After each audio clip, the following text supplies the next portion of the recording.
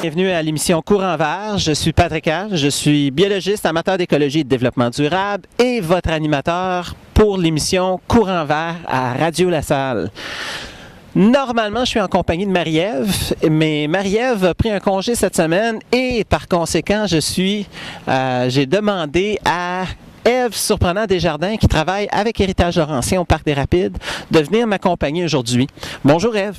Bonjour, je suis vraiment contente d'être ici. Puis en plus, on fait une émission sur le Parc des Rapides, donc j'aurais pas manqué ça. Tout à fait. C'est une émission spéciale cette semaine sur le Parc des Rapides. Les tournages au complet ont été faits au Parc des Rapides et les informations couvrent en entier le Parc des Rapides aujourd'hui. C'est vraiment un parc qui est unique en son genre. C'est un parc qui a des caractéristiques incomparables par rapport à d'autres parcs sur le territoire. Oui, c'est un parc qui est unique parce que non seulement c'est un refuge d'oiseaux migrateurs, mais aussi c'est une centrale hydroélectrique qui était la deuxième plus grosse en Amérique du Nord en 1897. Mais en plus de tout ça, c'est vraiment les plus gros rapides urbains qu'on peut trouver en Amérique du Nord. Vraiment très impressionnant comme rapide. On parle de rapides de 10 km de long, 2 km et demi de large. En période de crue printanière, on peut avoir jusqu'à 13 000 mètres cubes d'eau par seconde qui passe par les rapides de la Chine. C'est de l'eau qui circule à 4 mètres par seconde. C'est vraiment un milieu qui est intéressant, mais dans les faits, le Parc des Rapides, c'est un site qui est divisé en 3 grands secteurs. On a d'abord la portion terre ferme ouest qui a été protégée durant les années 70 alors qu'il y avait un terrain de golf dans ce secteur-là de la salle et il y a eu des débats sur la possibilité peut-être de développer la bande riveraine du terrain de golf et ils ont décidé finalement, les résidents ont fait pression et ont poussé avec certains conseillers pour que finalement ce terrain-là soit protégé dans les années 70. On a aussi la portion est des rives en direction vers Verdun et le secteur est des rives quant à lui, mais c'est un lieu qui est très différent.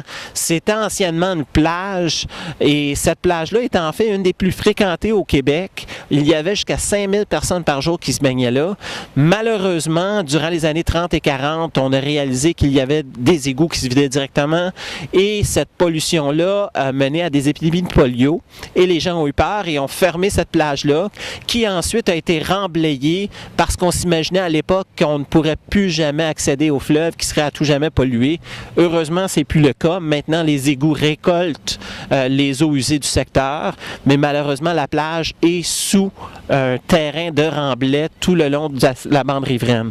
La dernière portion du parc, c'est la portion de la vieille centrale hydroélectrique. Celle que Ève mentionnait était construite en 1897, à l'époque la deuxième plus grosse de l'Est de l'Amérique du Nord. Cette centrale-là, on peut maintenant marcher sur ses vestiges. Il y a une jetée parallèle à la rive d'1 kilomètre de long et 2 digues.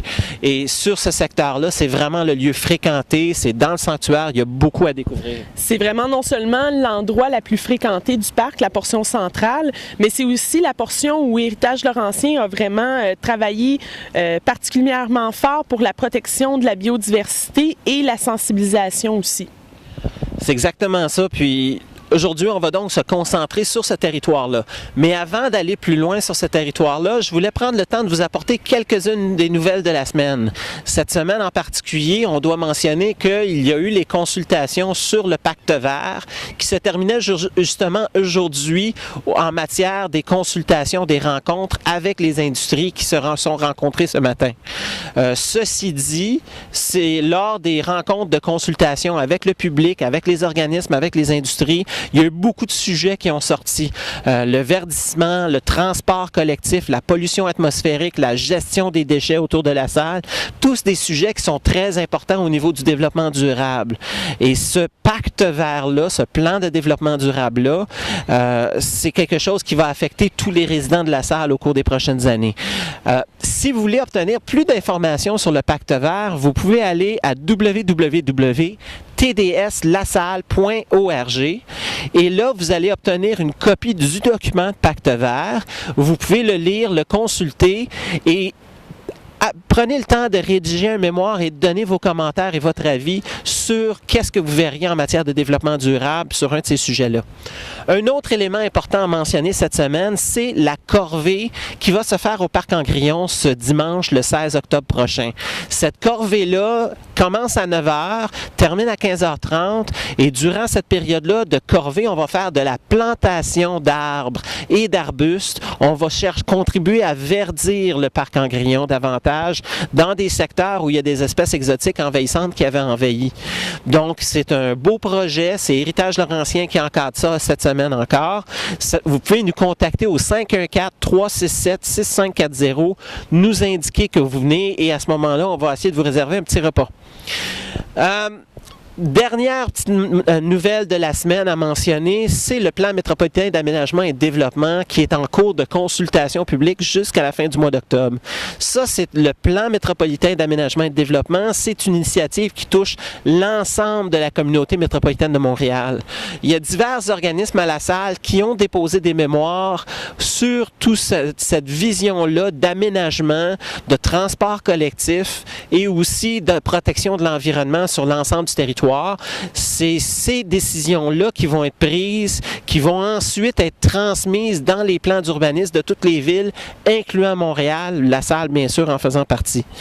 Donc, par conséquent, les organismes qui ont participé ont des préoccupations face à ça. Héritage Laurentien, le sujet couvert a été beaucoup sur la création d'une ceinture verte et bleue qui pourrait être mise en valeur sur le territoire autour de la région métropolitaine de Montréal. Dans un contexte où il y a 1,9 milliard qui est dépensé par les résidents de la communauté métropolitaine de Montréal à chaque année à faire des loisirs associés à la nature et au plein air. Si on peut créer ce réseau-là, on va favoriser de l'investissement local, des loisirs locaux où les gens vont pouvoir faire les activités sans sortir de la région métropolitaine. Nous, on a aussi concentré notre mémoire sur le besoin de protéger et mettre en valeur davantage le territoire du Parc des Rapides et un terrain qui s'appelle le terrain Meadowbrook. Pour ceux qui ne connaissent pas ce terrain-là, c'est situé à 1,5 km seulement de la salle. Ça pourrait devenir un parc écologique de 57 hectares à quelques minutes à peine pour les résidents de la salle. Donc, un site qui pourrait devenir très intéressant pour faire des loisirs de nature et de plein air. Autre chose, autre organisme ayant déposé un mémoire, il y a la table de développement social de la salle qui a concentré dans son mémoire la question d'intégrer le logement social et l'agriculture urbaine au besoin de faire le plan de développement de la région métropolitaine de Montréal. Ils ont aussi abordé la notion du transport collectif qui, les gens qui restent à la salle et qui ont à voyager vers la Chine le matin ou à se rendre par exemple dans les écoles, c'est pas évident, le trafic peut être particulier, le transport collectif, les réseaux d'autobus peuvent être très longs.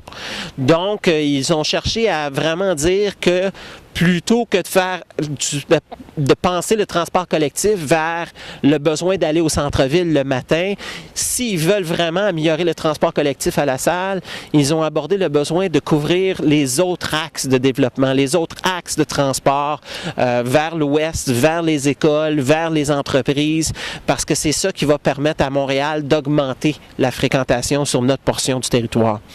Donc, je vous invite à consulter ces deux mémoires-là. Les liens vont être disponibles sur le site du Courant Vert à Facebook. Donc, vous pouvez aller Facebook Courant Vert et les liens pour ces mémoires-là vont être disponibles à ce moment-là. Après la pause, on discute davantage sur le Parc des Rapides.